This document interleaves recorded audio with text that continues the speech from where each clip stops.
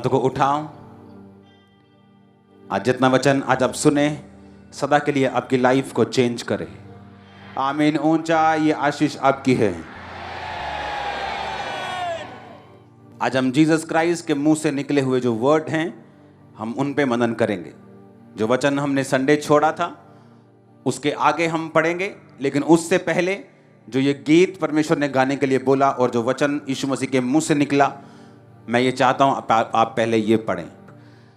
यूहन्ना 15 उसकी 1 आयत से लेके 8 आयत तक। उसमें लिखा, सच्ची दाखलता मैं हूं, मेरा पिता किसान है। जो डाली मुझ में है और नहीं फलती उसे वह काट डालता है, और जो फलती है उसे वह छांटता है ताकि और फले। तुम तो उस वचन के कारण जो मैंने तुमसे कहा है शुद्ध हो। तुम मुझ में बने रहो और मैं तुम में। जैसे डाली यदि दाखलता में बनी ना रहे तो अपने आप से नहीं फल सकती, वैसे ही तुम भी यदि मुझ में बने ना रहो तो फल नहीं सकते। मैं दाखलता हूं, तुम डालियां हो। जो मुझ में बना रहता है और मैं उसमें, वह बहुत फल फलता है, क्योंकि मुझसे अलग होकर तुम कुछ भी कर नहीं सकते। यदि कोई मुझ में बना ना रहे तो वह डाली के समान फेंक दिया जाता और सूख जाता है, और लोग उन्हें बटोर कर आग में झोंक देते हैं और वो जल जाती हैं। तुम मुझ में बने रहो और मेरा वचन तुम में बना रहे, तो जो चाहो मांगो वह तुम्हारे लिए हो जाएगा। मेरे पिता की महिमा इसी से होती है कि तुम बहुत सा फल लाओ, तब भी तुम मेरे चेले ठहरोगे। ये बात पक्की, जितना वचन ये दिखने में सिंपल और सुनने में लग रहा है इतना है नहीं, क्योंकि आपको अभी मालूम होने वाला है। यीशु मसीह ने कहा, मेरे पिता की इच्छा ये है कि तुम फल लेके आओ। यानी पिता ये चाहता है कि जब तुम मसीह में आ जाओ तो तुम्हारी जिंदगी में टेस्टिमनीज हों, तुम्हारी जिंदगी में गवाहियां हों, तुम्हारी जिंदगी में बड़े बड़े काम हों, ताकि तुम मेरे चेले ठहरो। परमेश्वर ने कहा, मेरे पिता की महिमा इससे होती है कि तुम बहुत सा फल लाओ और तब तुम मेरे चेले ठहरोगे।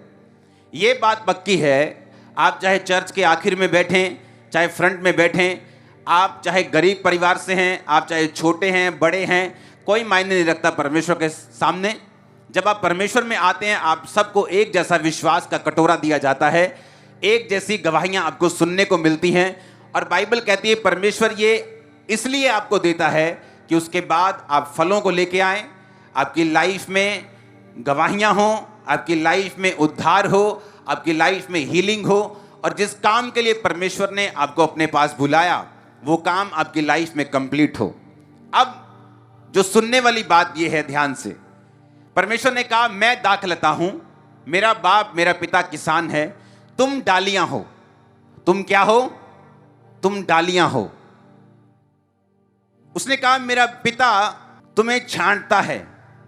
हालेलुया। क्या करता है वो तुम्हें? दूसरी आयत में लिखा, जो डाली मुझ में है और नहीं फलती उसे वो काट डालता है, और जो फलती है उसे वो छांटता है ताकि वो और फले। एक 1.5 मिनट की वीडियो है जिसमें आपको ये नजर आएगा कि जब एक किसान दाखलता को, अंगूरों की बेल को ज्यादा फलदार करना चाहता है तो उसे वो बेल छांटनी पड़ती है। अगर वो नहीं छांटेगा और वो ग्रो होती जाएगी, वो बेल कभी भी फल नहीं लेके आएगी और अंगूर जो हैं उनमें बीमारी लग जाएगी। वो 1.5 मिनट की वीडियो देखो 1 सेकंड के लिए। मैं पॉल एडल हूँ, RHS गुन वेस्ले के लिए टीम लीडर। मैं आज आपको बाहरी लताओं की मौसमी छंटाई पर कुछ सुझाव देने जा रहा हूँ। बहुत से लोग उन्हें अपने बगीचों में उगाते हैं, पेरगोला या ओवर आकर्स पर बढ़िया, जैसे कि हमारे यहाँ वेस्ली में है। वे वर्ष के इस समय में और अच्छी गुणवत्ता वाले अंगूर प्राप्त करने और उन्हें रोग मुक्त रखने के लिए वहां वृद्धि करते हैं। हमें यह सुनिश्चित करने की आवश्यकता है कि हम कुछ युक्तियों के साथ छंटाई करते हुए थोड़े मौसमी के शीर्ष पर हैं। हम ये देखने जा रहे हैं कि आपको क्या करने की आवश्यकता है आपको वो अच्छा फल वर्ष के अंत में दें। तो यह मध्य जून है, अंगूरों में पहले से ही कुछ वृद्धि हुई है और हमने कुछ शुरुआती छंटाई की है जहां हमें अंगूरों की ताकत को नियंत्रित करना है।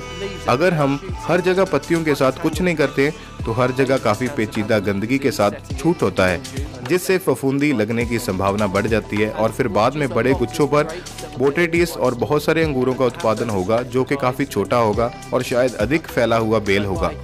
तो अगले साल ये इतना उत्पादन नहीं करता है। इसलिए थोड़ी छंटाई करके हम फसल को नियंत्रित करते हैं, हम रोग की संभावना को कम करते हैं और हम इस वर्ष अच्छे आकार के अंगूरों के साथ एक अच्छा स्वस्थ पौधा बनाते हैं। और भविष्य के वर्षों के लिए जिस तरह से हम उन्हें यहाँ उगाते हैं वह रॉड और स्पर सिस्टम पर है। इसलिए हमारे पास प्रत्येक सर्दियों में पुरानी लकड़ी की एक स्थायी छड़ होती है जो इसके साथ साथ स्पर्श बनाने के लिए वापस आ जाती है। अब हम 1 महीने पहले उस रॉड के साथ हर 10 या 15 सेंटीमीटर फैल गए हैं। हमने इसे केवल एक पार्श्व बर्स बनाने की इजाजत दी है और अगर ये फूल रहा था तो हमने इसे फूलों के गुच्छों से परे पत्तियों तक बढ़ने की अनुमति दी थी और फिर हमने इसे बंद कर दिया। अब हालांकि वे कुछ नई वृद्धि कर रहे हैं, कुछ द्वितीयक वृद्धि जहां से हमने उन कटों को पत्ती की धुरी से बनाया है, इसे फिर से छूट किया गया है। हमें नए अंकुर विकसित हो रहे हैं। हमें इस पार्श्व की लंबाई से अलग अलग जगहों पर आने वाले साइड शूट भी मिल रहे हैं। अब हमें जो करने की जरूरत है वो ये है कि हमने सुनिश्चित करना है कि पेचीदा गंदगी या अधिक फूलों की कलियों का उत्पादन ना हो। हम साइड शूट को नए विकास के केवल एक पत्ते तक छोटा करना चाहते, जिसे हमने कुछ हफ्ते पहले काट दिया। इसे अच्छा और स्वस्थ रखने से आएगा और इन जोरदार लताओं पर पूरे गर्मियों में इसे कई बार दोहराएगा। उम्मीद है इन टिप्स के साथ आप अपने बगीचे में बेल से निपटने के लिए आत्मविश्वास महसूस करेंगे। इसके बजाय कई छोटे गुच्छों का उत्पादन करने के लिए इसे इतना जोरदार और ऊंचा होना बंद करें। अब आप इन सरल तकनीकों से अंगूरों के कम लेकिन बड़े गुच्छों का उत्पादन करने जा रहे हैं। आपको शरद ऋतु में आनंद लेने के लिए कुछ देना है और आने वाले कई वर्षों तक एक स्वस्थ बेल अंगूर का उत्पादन करने जा रही है। सुनो, वो क्या कह रहे हैं? वो किसान कहता अगर मैं उसको छांटूंगा नहीं तो उनमें रोग पैदा होगा और उस सही जगह के ऊपर ग्रोथ जो है वो नहीं होगी। अब जब परमेश्वर आपको अपने में लेके आता है, यीशु मसीह के एक एक जो वर्ड है, एक एक वचन वो सुनने वाला है। परमेश्वर ने कहा जब तुम मुझ में आओगे तो अगर तुम फल लेके आओगे, यानी अगर तुम्हारी जिंदगी में प्रेयर होगी, तुम्हारी जिंदगी में आत्मा के फल होंगे, प्रेम होगा, आनंद होगा, धीरज होगा, विश्वास, नम्रता, संयम, वो फल होंगे। तुम्हारी जिंदगी में फास्टिंग होगी, पवित्रताई होगी। तो उसने कहा मेरा पिता तुम्हें छांटेगा और जब वो तुम्हें छांटेगा तो तुम्हें दुख होगा। तुम्हें लगेगा कि मेरा पिता मुझे क्यों छांट रहा है, मैं तो अच्छी तरह से चल रहा हूं, फिर भी मेरे जीवन में दुख क्यों है। मैं तो प्रार्थना भी कर रहा हूं, मैं तो रोजे भी रख रहा हूं, मैं तो टाइथ भी दे रहा हूं, मैं तो पवित्रताई में भी हूं, लेकिन क्यों ये पेन, ये दुख मुझे छोड़ के नहीं जा रहा? क्योंकि परमेश्वर आपके प्रेजेंट को नहीं देख रहा, वो आपके फ्यूचर को देख रहा है। उसे दिख रहा है कि आप आने वाले समय में बहुत जबरदस्त रीति के साथ फल लेके आने वाले हो, उसे ये दिख रहा है। लेकिन अगर आप फ्यूचर में फल चाहते हैं, अगर आप इस किसान की वीडियो आप इंटरनेट पे सर्च करना कि जब एक डाली को वो चाहता है कि बहुत सा फल लेके आए, तो वो कहता है उसे मुझे छांटना पड़ता है ताकि वो नियंत्रण में रहे और जो फल आए वो पूरा आए। अब परमेश्वर ने कहा अगर तुम मेरी डालियां हो और मैं तुम्हारी दाखलता हूं, मैं अंगूरों की वेल हूं, तुम मेरी डालियां हो, तो मेरा पिता जब तुम फल लेके आओगे, जब तुम अच्छा काम करोगे, जब तुम परमेश्वर में चलोगे, वो तुम्हें छांटेगा, वो तुम्हारी छंटाई करेगा। और छंटाई किसी भी विश्वासी को पसंद नहीं है। जब परमेश्वर आपकी छंटाई करता है, दाऊद की छंटाई की गई, यूसुफ की छंटाई की गई, जब उसे गड्ढे में डालकर बेच दिया गया, उसे लगता था परमेश्वर ने मुझे छोड़ दिया, लेकिन परमेश्वर ने उसे छोड़ा नहीं था। ये उसकी छंटाई का टाइम आ चुका था, क्योंकि परमेश्वर ये चाहते थे कि आने वाले समय में ये बहुत सा फल लेके आए। आपको ये दिमाग में रखना है। अगर आप ये दिमाग में नहीं रखेंगे तो शैतान आपका फायदा उठाएगा। दिमाग में रखना है कि परमेश्वर का वचन क्या कहता है कि मैं बहुत सा फल लेके आऊं, बहुत सा। अपने आंखों को बंद करके अपने दिल में बोलो, परमेश्वर मुझसे ये चाहता है कि मैं बहुत सा फल लेके आऊं। आमीन। अब परमेश्वर ने फल लाने का तरीका बता दिया कि अगर तुम फल लेके आओगे और अगर तुम बहुत सा फल लेके आना चाहते हो तो मेरा पिता तुम्हें छांटेगा। जब मेरा पिता तुम्हें छांटेगा तो तुम दुख नहीं मनाओगे। जब वो तुम्हारी प्रार्थनाओं का उत्तर तुम्हारे हिसाब से नहीं देगा, तुम दुख नहीं मनाओगे। जब वो ऐसे लोगों को तुम्हारी जिंदगी से दूर करेगा जो फ्रूटफुल नहीं है, लेकिन तुम्हारे लिए खतरनाक है, लेकिन तुम नहीं चाहते वो दूर हो, तो तुम दुख नहीं मनाओगे। तुम छंटनी में परमेश्वर का साथ दोगे, क्योंकि यीशु मसीह के नाम में मैं आपको फल लाता हुआ देख रहा हूं। आप मेरी बातों को समझ रहे कि नहीं? परमेश्वर ने कहा यह दिमाग में वचन रखना है कि परमेश्वर ने कहा कि मेरा पिता ये चाहता है, मेरा पिता जब तुम्हें छांटता है तो उसके दिमाग में ये है कि तुम बहुत सफल लेके आओ। कई बार वो तुम्हें तुम्हारी बाजू में पेन देगा ताकि उस पेन के चक्कर में तुम प्रार्थना बढ़ा सको और उस प्रार्थना के जरिए तुम्हारा परिवार मसीह में आ सके। कई बार वो तुम्हें निराशा देगा ताकि उस निराशा के चक्कर में तुम परमेश्वर के और करीब हो जाओ और वो तुम्हारी जिंदगी को पूरी रीति से बदल के तुम्हारे द्वारा पूरे रिश्तेदारों को, पूरे नगर को बचा सके। उसने कहा मैं तुम्हें छांटूंगा ताकि तुम बहुत सफल लेके आओ। जब परमेश्वर तुम्हें छांटे तो दुख नहीं मनाना। आमीन। अपने पड़ोसी को बोलो, जब परमेश्वर तुम्हारी छंटाई करे तो दुख नहीं मनाना। आमीन। ऊंची आवाज से बोलो आमीन। परमेश्वर ने कहा जो डाली मुझ में है और नहीं फलती उसे वो काट डालता है। हालेलुया। 6 आयत में लिखा है यदि कोई मुझ में बना ना रहे तो वह डाली के समान फेंक दिया जाता और सूख जाता और लोग उन्हें बटोर कर आग में झोंक देते हैं और वो जल जाती है। यीशु मसीह ने क्यों नहीं कहा कि मैं आम का पेड़ हूं और तुम मेरी ब्रांचेस हो? क्योंकि यीशु मसीह का एक एक वचन इतना गहरा है आप सोच भी नहीं सकते। आपको सोचने के लिए पवित्र आत्मा की मदद चाहिए। उसने क्यों नहीं कहा कि मैं किक्कर हूं, तुम मेरी टालियां हो, मैं अमरूद हूं, मैं आम हूं, मैं लीची हूं और तुम मेरी टाहनियां हो, तुम मुझ में बने रहोगे तो बहुत सारी लीची लेके आओगे, बहुत सारा फ्रूट लेके आओगे। उसने अंगूरों की बेल की बात ही क्यों की? अंगूरों की बेल की अगर आप फोटोज को देखें तो जितना भी अंगूर लगा हुआ है देखो बेलों के ऊपर, उन टहनियों के ऊपर जो मेरे पास भी यहां पे मौजूद हैं, ये अंगूरों की टहनियां हैं। ये क्या है? अंगूरों की बेल है। ये देखो कुछ कुछ पे अंगूर भी लगे, ये अभी छोटे हैं अंगूर, दिखाओ। हाँ, यीशु मसीह ने कहा मैं अंगूर का पेड़ हूं, उसकी मेन शाख हूं, तुम मेरी क्या हो? ब्रांचेस हो। क्यों यीशु मसीह ने नहीं कहा मैं आम का पेड़ हूं और तुम मेरी टहनियां हो? इसका रीजन है अंगूर का जो पेड़ है उसकी जो टहनियां हैं, देखो फल लेके आए हैं और देखो ये टहनी पकी हुई है, बिल्कुल दिखाओ जूम करके, बिल्कुल पकी हुई डाली है। यीशु मसीह ने कहा कि तुम ब्रांचेस हो, मैं अंगूरों की बेल हूं। अगर तुम मुझ में बने ना रहो तो काट दिए जाओगे, सूख जाओगे और जला दिए जाओगे। अगर आम का पेड़ सूख जाए, उसकी बड़ी बड़ी ब्रांचेस होती हैं, लोग उन्हें काट के प्याले बना लेते हैं, क्रॉस बना लेंगे, चलो चर्च लेके चलेंगे। आम का पेड़ सूख जाए, चलो इसका फर्नीचर बना लेते हैं, चलो इसका कोई काम कर लेते हैं। लेकिन परमेश्वर ने कहा अगर डाली अंगूरों की सूख जाए तो वो किसी भी काम की नहीं बल्कि जला दी जाएगी। सुनो मेरी बात ध्यान से। इस वचन को कंप्लीट कैसे करना है? इस वचन को कंप्लीट करता है मत्ती 5:13। जीसस ने कहा तुम पृथ्वी के नमक हो। अगर नमक का स्वाद बिगड़ जाए तो फिर वो किस वस्तु से नमकीन किया जाएगा? फिर वो किसी काम का नहीं कि बाहर फेंका जाए और मनुष्यों के पैरों के नीचे रौंदा जाए। परमेश्वर ने कहा तुम पृथ्वी का क्या हो? नमक हो। उसने ये नहीं कहा तुम एक शानदार कुर्ता हो, तुम एक शानदार कमीज हो, तुम एक शानदार कपड़ा हो। क्योंकि अगर एक शानदार कपड़ा तन पे नहीं रहता तो मम्मी काट कर उसकी छोटी बहन की फ्रॉक बना देती जब वो फट जाए। जो लोगों के पास ज्यादा पैसा नहीं होता उनको मालूम है कैसे बनाती हैं। पर्दे की फ्रॉक बना देते, पर्दा फट गया उसकी फ्रॉक, अच्छा फ्रॉक भी फट गई उसका पोचा भी चला गया, उसके बाद भी वो काम आता रहता कपड़ा। लेकिन परमेश्वर ने कहा तुम कपड़ा नहीं हो, तुम नमक हो।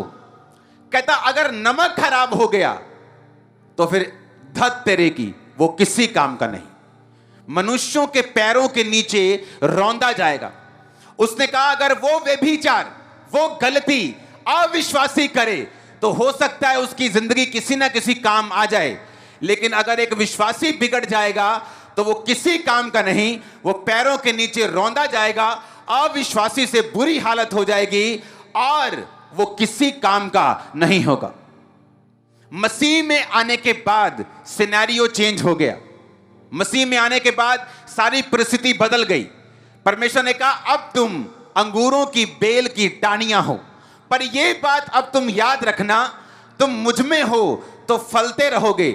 जिस दिन मुझसे बाहर हुए तो इस टहनी की तरह तुम फेंक दिए जाओगे, उसके बाद सूख जाओगे और उसके बाद इसका कोई फर्नीचर नहीं बनेगा, इसका कोई काम नहीं होगा, सीधा जला दिए जाओगे और ये किसी काम नहीं आएगी।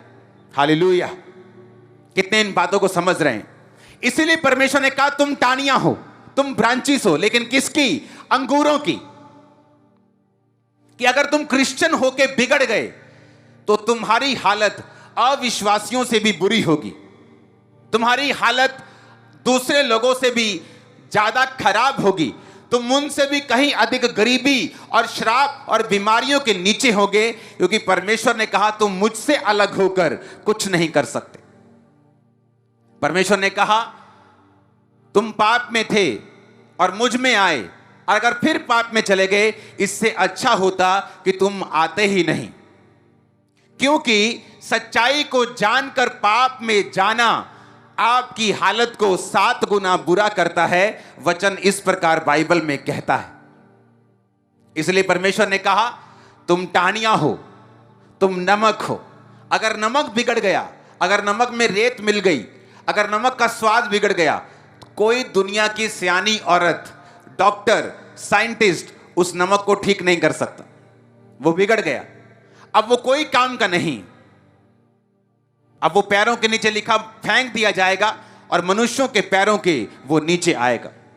कितने इन बातों को समझ रहे हैं? इसलिए परमेश्वर ने कहा तुम मैं अंगूरों की बेल हूं, तुम मेरी टहनियां हो, तुम मेरी ब्रांचेस हो। अगर तुम फले तो मेरा बाप तुम्हें छांटेगा, वो तुम्हें छांटेगा ताकि तुम और फल लेके आओ, अगले सीजन और फल लेके आओ, अगले सीजन और फल लेके आओ।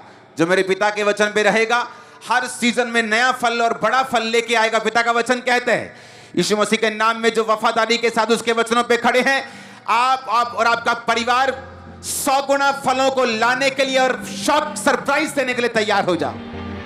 आमीन। मेरे को ऊंचे वाला चाहिए चर्च। मैंने कहा आमीन, मेरे को और ऊंचे वाला चाहिए। Hallelujah, hallelujah. परमेश्वर ने अगर कहा कि मैं दाख हूं, मैं अंगूरों की बेल हूं, तो उसका बड़ा रीजन था, क्योंकि परमेश्वर ने आपको यह बता दिया है अगर तुम किसी काम के हो तो सिर्फ मुझ में रह के हो, अगर तुम मुझसे बाहर जाओगे तो तुम आम से भी बुरे हो, जो सूख कर फर्नीचर बन जाता है, छड़ियां बन जाती हैं, किसी काम आ जाता है। लेकिन अंगूरों की बेल, जीसस ने कहा जब सूख जाती है वो किसी काम की नहीं। अंगूरों की बेलों का अगर आप साइज देखेंगे, दिखाओ फोटोज के अंदर, वो अंगूरों का बेल जो मेरे हाथ में देखो, देखो अंगूर लगे हुए और बेल का साइज देखो क्या है, टाहनी का साइज देखो, ब्रांच का क्या है, इससे क्या बन सकता है? नथिंग। इसलिए परमेश्वर ने कहा जब तुम मुझ में आ गए, अगर तुम मुझ में रहोगे तो मन भावने रहोगे, लोग तुम्हारे पास आएंगे, तुम अन्य जातियों के प्रधान ठहराए जाओगे। बहुत से वायदे हैं आपको मालूम। लेकिन अगर तुम नहीं फल लेके आओगे, क्रिश्चियन होके भी बिगड़ जाओगे, तो तुम्हारी हालत अविश्वासियों से भी बुरी हो जाएगी। उसका एक एक वचन जीसस क्राइस्ट का सो पावरफुल। इसलिए उसने कहा मैं अंगूरों की बेल हूं, तुम मेरी टहनियां हो, मेरे बिना तुम फल नहीं सकते। तुम नहीं, जब तुम फलोगे नहीं तो मेरा पिता तुम्हें काट देगा। वो देखेगा टहनी सूखी है, पेड़ पे भार डाला हुआ है, वो तुम्हें काट देगा। तुम काट कर जमीन पे आ जाओगे, सूख जाओगे, उठा लिए जाओगे लोगों के द्वारा, फिर चूल्हे में जला दिए जाओगे।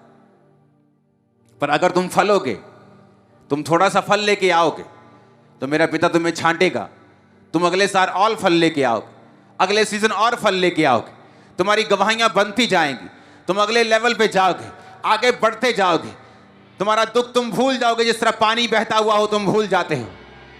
ये परमेश्वर का वचन है आप लोगों के लिए, और खुदावंद के एंजल्स, उसके दूत आपको टच करके इस वचन के जरिए एक गहरा प्यार और एक गहरा डर भी आपके दिलों में डाल रहे हैं। आप सेम नहीं होंगे आज के बाद, इन जीसस नेम।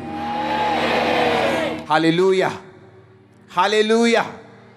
एक एक वर्ड खुदावंद का वो पावरफुल है। मैंने लोगों को देखा है मसीह में आने के बाद गिरते हुए और उनकी हालत अविश्वास से बुरी होते हुए। उन्हें फल लाते भी देखा है, उनके फलों को बढ़ता हुआ भी देखा है, बहुत बढ़ता हुआ देखा है, क्योंकि ये आपके और मेरे ऊपर है, परमेश्वर के ऊपर नहीं। उसने कहा अगर तुम सिर्फ जीसस क्राइस्ट में बने रहोगे तो बहुत सा फल लेके आओगे। जब टानी पेड़ के साथ लगी रहती तो वो जोर नहीं लगाती। आपने किसी टानी का जोर लगता हुआ नहीं देखेगा, ये पेड़ पे जोर लगा रही है फल लाने के लिए।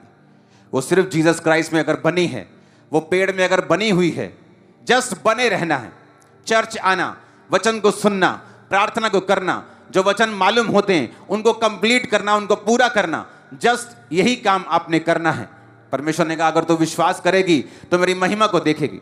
उसने कहा प्रभु इतनी छोटी सी बात कि अगर मैं सिर्फ विश्वास करूंगी तो मेरा मरा हुआ भाई भी जिंदा हो सकता है। उसी तरह परमेश्वर ने कहा अगर तू सिर्फ मुझ में बना रहेगा तो तू बहुत सा फल लेके आएगा। और ये परमेश्वर की इच्छा है। उसकी इच्छा ये नहीं कि हम सूख जाएं, उसकी इच्छा ये नहीं कि हम जला दिए जाएं, उसकी इच्छा यही है कि हम फल लेके आएं। ऊंची आवाज से बोलो आमीन, ऊंची ऊंची आवाज से बोलो आमीन। एक एक वर्ड अगर आप जीसस क्राइस्ट के मुंह से जो निकला है, अगर आप उसकी गहराई को समझें, मत्ती 5 उसकी 27 और 28, तुम सुन चुके हो कहा गया था व्यभिचार ना करना, परंतु मैं तुमसे कहता हूं यदि कोई स्त्री पर कुदृष्टि डाले तो मन में उससे व्यभिचार कर चुका। जीसस ने खुद कहा अपने मुंह से, उसने क्या कहा? तू व्यभिचार मत करना। नीति वचन की उस आयत को पढ़ेंगे अपनी स्क्रीन के ऊपर, 6 उसकी 32 और 33 आयत। परंतु जो पर स्त्री गमन करता है वह निरा निर्बुद्धि है और अपने प्राणों का नाश करना चाहता है, वही ऐसा करता है। उसको घायल और अपमानित होना पड़ेगा, उसकी बेइज्जती, उसकी नामधराई कभी भी मिटेगी नहीं। जीसस ने कहा तू व्यभिचार नहीं करना। जब आप मसीह में आ गए तो परमेश्वर यह चाहता है आप एक सर्टन लेवल की पवित्रता को मेंटेन करके रखें। और क्यों जीसस ने कहा मालूम तुम व्यभिचार ना करना? जीसस के मुंह से निकली हर एक command out of anger, out of frustration या आउट ऑफ दंडित करने के लिए नहीं, आउट ऑफ लव है। वो आपको बचाना चाहता है। वचन कहता है जो परस्त्री गमन करेगा उसको घायल और अपमानित होना पड़ेगा और उसकी नाम धराई यानी उसकी बेइज्जती, उसके नाम पर लगा हुआ कलंक जो है कभी भी मिटेगा नहीं। आप जब अन्य जातियों को, यूथ को, लड़कियों को, लड़कों को जब व्यभिचार करता हुआ देखते हैं और आप देखते हैं कि ये उनके लाइफ में नॉर्मल है और आप उन्हीं की तरह उनको फॉलो करना चाहते हैं, वेट, आप आम का पेड़ नहीं, आप अंगूर की बेल हैं और उसकी टहनियां हैं। अगर आप सूखे तो हालत जान लेना। परमेश्वर क्या कहना चाहता है? परमेश्वर ने कहा तुम व्यभिचार मत करना, क्योंकि एक व्यक्ति जब मसीह में आ गया, अगर उसकी शादी है, हो चुकी है, अपने पार्टनर के अलावा अगर वो किसी और के साथ गलत काम करता है या वो कुंवारा है और किसी वेश्या के साथ, किसी व्यक्ति के साथ वो गलत काम करता है, तो बाइबल ऐसा कहती है कि वो एक कि मनुष्य जब उसकी शादी होगी वो अपनी पत्नी के साथ एक तन होगा और उससे मिला रहेगा। परमेश्वर ने कहा जो वेश्या के साथ संगति करता है वो एक तन हो जाता है। यानी उस वेश्या की लाइफ में जितने श्राप हैं, जितने कर्स हैं, जितने उसकी फैमिली के बैकग्राउंड के कर्ज हैं, बीमारियों के, कैंसर के, एड्स के, जितने शुगर के, गठिए, जितने कर्ज हैं, वो तुमने शेयर कर लिए। अब लोग पूछते हैं, जब मैं मसीह में आ गया और मुझसे व्यभिचार हो गया, क्या प्रभु मुझे माफ नहीं करेगा? प्रभु आपको माफ कर देगा, पर एक कंडीशन है।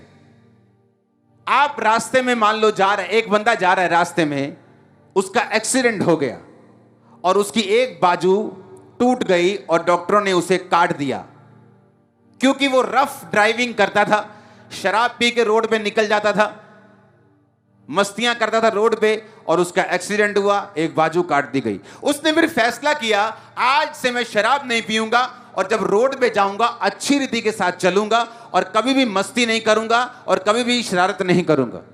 तो मैं आपसे ये पूछना चाहता हूं, जब उसने तौबा कर ली कि दोबारा वो गलती कभी नहीं करेगा, क्या उसकी बाजू वापिस आ जाएगी? मैंने कहा, क्या उसकी बाजू वापिस आ जाएगी? नहीं आएगी ना। उसी तरह से जब एक आत्मा में आप गलती करते हैं, एक व्यभिचार करते हैं, प्रभु आपको माफ कर देगा अगर आपने माफी मांगी है, दोबारा ना करने का आपने निश्चय किया है। पर जो बाजू, जो आत्मिक आंख आपकी कट चुकी है, वो तमाम उम्र तक, आपकी लाइफ के मरते दम तक आपको उसे सहना होगा, चाहे आपने माफी मांग ली है तो भी। जितनी औरतों के साथ आप सोते जाएंगे, उतना अधिक घायल और अपमानित आप होते जाएंगे।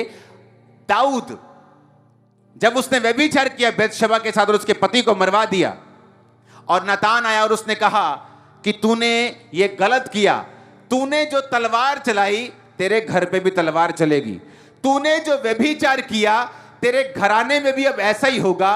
और दाऊद का बेटा उसके खिलाफ हुआ, तलवार चली, वो मारा गया। दाऊद के बेटे ने दाऊद की ही औरतों के साथ कुकर्म किया, व्यभिचार बोया, दाऊद ने व्यभिचार काटा। और दाऊद ने ये व्यभिचार की फसल तब काटी जब परमेश्वर ने उसे माफ कर दिया था, तो भी दाऊद की जिंदगी से इस पाप का असर उसके मरते दम तक कभी नहीं गया। प्रभु ने उसे माफ कर दिया। उसने प्रभु से कहा कि प्रभु मैं शोक करता हूं अपने व्यभिचार का, मुझे माफ कर, मेरी हड्डियों में चैन दे। खुदा ने उसे माफ कर दिया, यह पक्की बात है। लेकिन उसका बेटा उसके खिलाफ हुआ, फिर वो मरा। जब सुलेमान के राजा बनने का टाइम आया, उसका एक और बेटा उसके खिलाफ हो गया, उसके घर में फिर तलवार चली, उसका बेटा फिर मारा गया। लोग फिर निराश हुए, क्योंकि ये दाऊद की बोई गई फसल थी।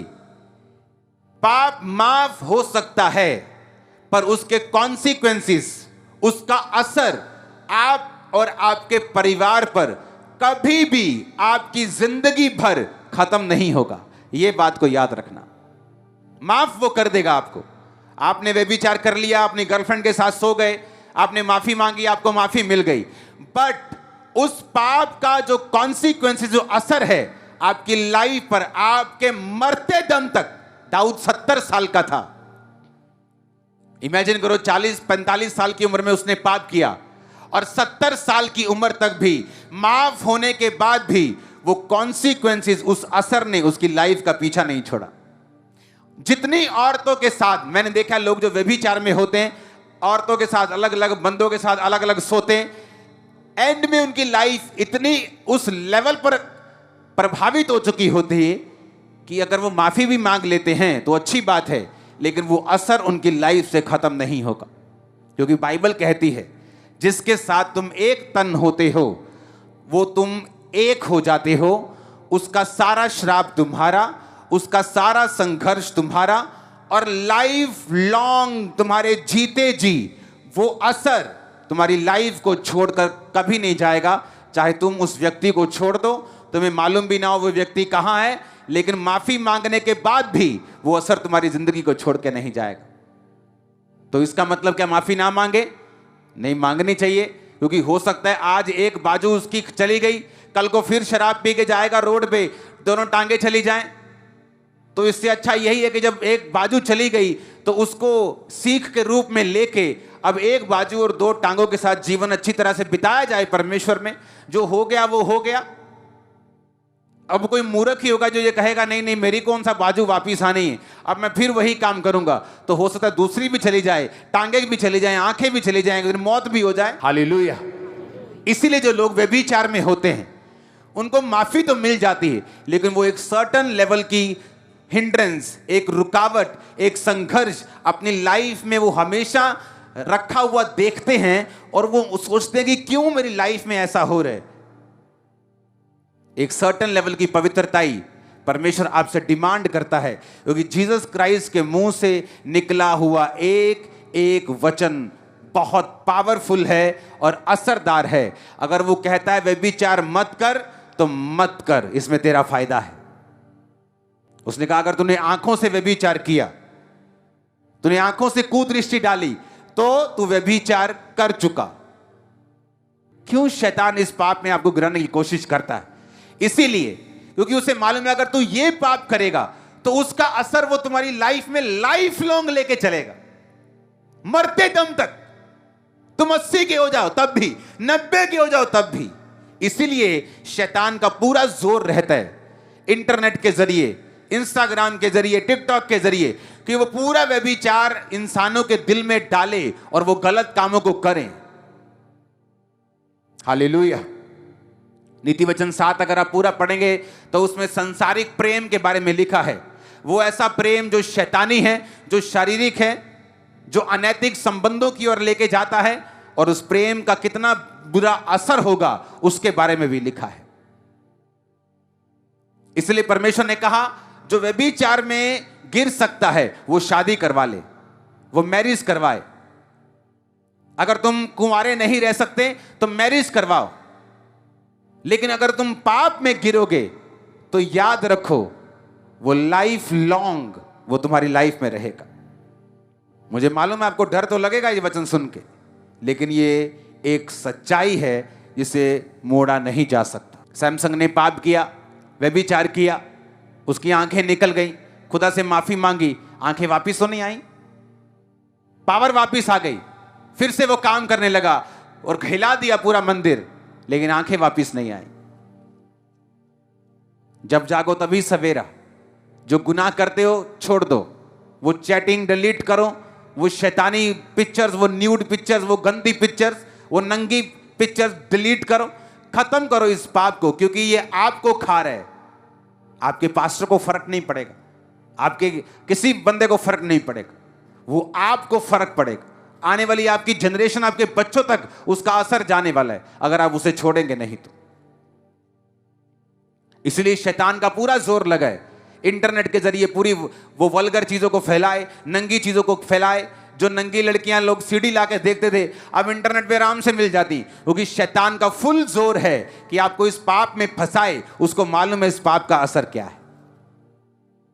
आपकी लाइफ में बड़े से बड़ा अटैक, बड़े से बड़ा दुख, बड़े से बड़ी मुसीबत, आप उसे काट सकते हो, भगा सकते हो अगर आप पवित्रताई में हो तो।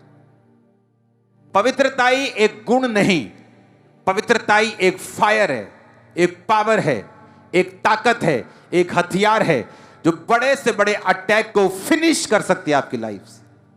वो शर्मिंदगी को फिनिश कर सकती, वैरी को शर्मिंदा रख सकती, अगर आप पवित्रताई की सामर्थ्य को समझ जाएं तो। कितने इस बात को समझ रहे हैं? आज लोगों को पता चल रहा है कि जीसस क्राइस्ट के वर्ड वो दिखने में सिंपल हैं, पर अगर उनके बीच में घुस जाओ तो वो आपको सुधार देते हैं। हालेलुया। जब आपको मालूम होता है कि ये व्यभिचार 5 मिनट का मेरी लाइफ लॉन्ग मुझे तंग करने वाला है तो मुझे नहीं चाहिए। ये 10 मिनट की गंदगी लाइफ लॉन्ग। और परमेश्वर ने क्या कहा, नीति वचन फिर से पढ़ेंगे, उसने कहा उसको घायल और बेइज्जत होना पड़ेगा, उसकी नाम धराई कभी नहीं मिटेगी। आज तक दाऊद के पाप के बारे में जिक्र होता है, उसकी अच्छी बातों का भी जिक्र होता है, उसके पाप के उसकी नाम धराई आज तक मिटी नहीं। उसका अपमान लिखा कभी मिटेगा नहीं। वो सदा उसको लेके चलना पड़ेगा। अगर यीशु मसीह ने कहा तू चोरी मत कर, तो मैं आपको बताऊंगा कि क्यों कहा। अगर उसने ये कहा व्यभिचार ना कर, मैं आपको बता रहा हूं कि उसने क्यों कहा। उसके पीछे एक बड़ा लंबा रीजन है। वो आपको बचाना चाहता है उन आंसुओं से। अब दाऊद जितना मर्जी रोए कि खुदावंद मेरा बेटा मेरे खिलाफ ना हो, लेकिन ये होके रहेगा, क्योंकि उसने इस व्यभिचार की फसल को बोया था, उसे वो काटना पड़ेगा। ऊंची आवाज में बोलो हालेलुया। ऊंची आवाज में। नीति वचन 6:32, जो पर स्त्री गमन यानी दूसरी स्त्रियों को देखता है, गलत काम करता है, वो निर्बुद्धि लिखा, वो मूर्ख है। जो अपने प्राणों को नष्ट करना चाहता है वही ऐसा करता है। नीति वचन के बाद मत्ती पढ़ेंगे, 7 आयत से पढ़ेंगे, जो दयावंत हैं क्योंकि उन पर दया की जाएगी। जीसस ने कहा धन्य है वो, ब्लेस्ड है वो, खुश रहेंगे वो, आनंदित रहेंगे वो जो दयावंत होंगे। दया इसलिए नहीं कि वो लोग दया के काबिल होंगे, इसलिए कि आपको परमेश्वर ने दयावंत रहने के लिए बोला है। इसलिए नहीं आप उनको माफ करेंगे क्योंकि उन्होंने माफी मांग ली। आप उन्हें इसलिए माफ करेंगे क्योंकि परमेश्वर ने कहा अगर तू माफ नहीं करेगा तो मैं भी तुझे माफ नहीं करूंगा। तू अगर दयावंत होगा तो मैं तेरे साथ दयावान होऊंगा। बाइबल कहती एक व्यक्ति अपने देनदार से जिससे उसने पैसे देने थे मिला और उससे कहा ओए पैसा निकाल मेरा, नहीं तो तेरे को अभी मैं जेल में देता हूं। उसने माफी मांगी, उसने बेग किया, उसने भीख मांगी और बोला प्लीज मैं पैसा नहीं दे सकता, प्लीज मुझे कुछ समय दे दो, मुझे माफ कर दो। और वही व्यक्ति उसे माफ नहीं करता और खुद वो राजा से माफी लेके आया था और राजा को बोला था कि मुझे माफ कर दे, पैसा नहीं दे सकता। और आगे जब उसने किसी से पैसे लेने थे, जैसे राजा ने उसे माफ किया, उसने आगे माफ नहीं किया। किसने राजा को जाके बता दिया कि तूने उसको माफ किया था ना, लेकिन उसने अपने अगले कर्जदार को माफ नहीं किया। राजा ने कहा बुलाओ और उसे जेल में डाल दो। कि जिस तरह मैंने उस पर दया की, उसे भी दया करनी चाहिए थी। क्या आपके मेरे गुनाह माफ होने के काबिल थे? क्या मैंने जो परमेश्वर की कलीसिया को सताया, क्या माफ होने के काबिल था? नहीं, लेकिन उसने मुझे माफ किया। मैं आपको प्रीच कर रहा हूं, इसलिए मुझे भी माफ करना है उनको जो इस काबिल नहीं। बाइबल में लिखा विश्वासियों को परमेश्वर ने कुत्तों के साथ कंपेयर किया। कि कौन से विश्वासी? लिखा जो विश्वासी एक दूसरे को दांत से काटते और फाड़ते हैं, एक दूसरे की बदनामी करना, एक दूसरे को नीचा करने की कोशिश करनी, अपनी मिनिस्ट्री को अप करने के लिए दूसरी मिनिस्ट्री के बारे में बुरी बातें को बोलना। परमेश्वर ने कहा ऐसे कुत्तों से चौकस रहना, काट कूट करने वालों से चौकस रहना। तुम दयावान बनना जिस तरह तुम्हारा पिता दयावान है। आगे लिखा धन्य है वो जिनके मन शुद्ध हैं क्योंकि वो परमेश्वर को देखेंगे। जब आप परमेश्वर में आते हैं, 2 तरह के विश्वासी हैं। एक वो जो साफ दिल के हैं, एक वो जो शुद्ध दिल के हैं। सब क्रिश्चियन, सब यहूदी साफ दिल के थे, लेकिन यूसुफ शुद्ध दिल का था। और बाइबल कहती है जो शुद्ध मन के हैं वो परमेश्वर को देखेंगे। दाऊद जब शाऊल के उससे भाग रहा था और शाऊल को मारने का उसे मौका मिल गया है एक गुफा में, तो उसके दोस्त बोले दाऊद शाऊल को मार दे क्योंकि यही तेरा दुश्मन तेरे प्राणों का ग्राहक है, और जब ये मर जाएगा तो उसी कुर्सी पे चला जाएगा जिसके लिए खुदा ने तेरा राजा होने के लिए अभिषेक किया। पर दाऊद ने कहा चाहे प्रभु का आत्मा शाऊल पर से उठ चुका है, पर मैं इसको मारूंगा नहीं क्योंकि ये यहोवा का अभिषिक्त है। जो अभिषिक्त था, जिस पे आत्मा उतरता था, दाऊद उसको भी मार के खुश नहीं था। इमेजिन करो जो अब सही चल रहा है, जिस पे आत्मा उतरता है, जो लोग परमेश्वर के करीब हैं, उनके खिलाफ बोलकर लोग कहां जाएंगे? इमेजिन करो, शाऊल जो गिरा हुआ था उसके खिलाफ वो नहीं चलना चाहता था, उसे मालूम था ये गलत है। और सोचो जो खड़ा है उसके खिलाफ चलना अपने परिवार को श्रापित करने के बराबर है। यीशु मसीह ने कहा धन्य है वो जो शुद्ध मन के हैं। कौन था शुद्ध मन? दाऊद के जैसा, जिसने कहा नहीं मैं इसको नहीं मारूंगा, चाहे मेरे प्राण का ग्राहक है, चाहे इसके बाद ये कुर्सी मेरी है राजा की, लेकिन तब भी मैं शॉर्टकट नहीं अपनाऊंगा, मैं इसे माफ करूंगा। और कहा धन्य हैं वो जिनके मन शुद्ध हैं क्योंकि वो परमेश्वर को देखेंगे। क्या देखेंगे? परमेश्वर के ऐसे काम जो आप लोगों की लाइफ में नहीं होते। ऐसी ग्रोथ, ऐसी ब्लेसिंग जो सब मिनिस्ट्रीज में नहीं है। लेकिन आपके मन अगर शुद्ध नहीं, अगर साफ हैं, खुदावंद आपको बरकत देगा, वो खाना देगा, वो यूसुफ के दूसरे भाइयों की तरह आपको चलाएगा, आपके परिवारों को बढ़ाएगा। ये ब्लेसिंग अलग है। लेकिन उसने कहा अगर तुम्हारा मन शुद्ध है तो तुम मुझे देखोगे। धन्य हैं वो जो मेल करवाने वाले हैं, क्योंकि वो परमेश्वर के पुत्र कहलाएंगे। कौन है मेल करवाने वाला? जो परमेश्वर के साथ मेल करवाते हैं, जो सेवक हैं, सुसमाचार के प्रचारक हैं। आप लोग जो परमेश्वर के प्रचार को करते हैं, जो मेल करवाते हैं अन्य जातियों का, दूसरे लोगों का जो परमेश्वर से दूर हैं और परमेश्वर से उनका मेल मिलाप करवाते हैं वचन के द्वारा, उन्हें चर्च के बारे में बता के, जीसस के बारे में बता के, वचनों को सुना के, तो परमेश्वर ने कहा तुम धन्य होगे, क्योंकि तुम परमेश्वर के बेटे, तुम परमेश्वर के पुत्र कहलाओगे। हालेलुया। अगर वो तुमको बेटा बनाएगा, तुम्हें वारिस भी बनाएगा। तुम्हें वारिस बनाएगा, तुम्हारा ध्यान भी रखेगा, तुम्हें बढ़ाएगा भी, तुम्हें सुरक्षित भी रखेगा, तुम्हें ऊंचा भी रखेगा, टाइम पर बरकत भी देगा। ये पुत्र होने का मतलब इतना बड़ा है। आमीन। लेकिन उसके लिए क्या करना पड़ेगा? मेल करवाना पड़ेगा। कितने लोग हैं जिन्होंने पिछले 1 महीने में एक भी रूह बचाई है? हाथ खड़ा करो। एक बंदे को मसीह में लेके आए पिछले 1 महीने में, हाथ खड़ा करो जरा। ये देखो, आधे भी नहीं, 25% भी नहीं। तो परमेश्वर ने क्या कहा? धन्य हैं वो जो मेल करवाने वाले हैं। वो खुश रहेंगे, ब्लेस्ड रहेंगे। Blessed are those who are peace maker, जो मेल करवाने वाले हैं। क्या आप मेल करवाने वाले हैं? बोलो अपने पड़ोसी को, पूछो क्या तुम मेल करवाने वाले हो, या सिर्फ चर्च में आशीष लेने आए हो?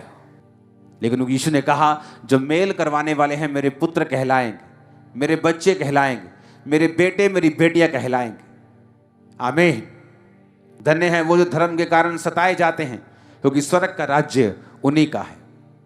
तुम सताए गए जब तुमने चोरी की, सताए गए जब तुमने लड़कियों को छेड़ा, लेकिन अब कहता जब तुम धर्म के कारण सताए जाओगे, जब तुम यीशु मसीह के नाम के कारण सताए जाओगे, तो स्वर्ग का राज्य तुम्हारा होगा। आनंदित होना, खुश होना, क्योंकि स्वर्ग में एक बड़ा प्रतिफल तुम्हारा इंतजार कर रहा है। सताव बुरी बात नहीं, रोने चिल्लाने की बात नहीं। सताव इस बात का सबूत है कि परमेश्वर का हाथ आपके सिर के ऊपर है। जब सताव हो तो दुख नहीं मनाना, आनंदित होना। अपने हाथों को उठाओ, इस बेल को याद रखो, देखो इसे फिर से, देखो फिर से इसकी अंगूर को, इसकी टहनी को, और याद रखना ये बात कि तुम क्या हो अंगूरों की। अगर सूखे तो क्या होगा? जला दिए जाओ। अगर बने रहे तो क्या होगा? बहुत सा फल लेके आओगे। तुम अंगूरों की क्या हो? बेल की क्या हो? डानियां। ऊंची आवाज में हालेलुया बोलो। हमारे YouTube चैनल को सब्सक्राइब करें ताकि आप परमेश्वर के गहरे वेदों को जान सकें कि कैसे आप परमेश्वर में बढ़ सकते हैं, कैसे आप दुष्ट आत्माओं से, नशों से, बीमारियों से और वंशों के श्रापों से आजाद हो सकते हैं।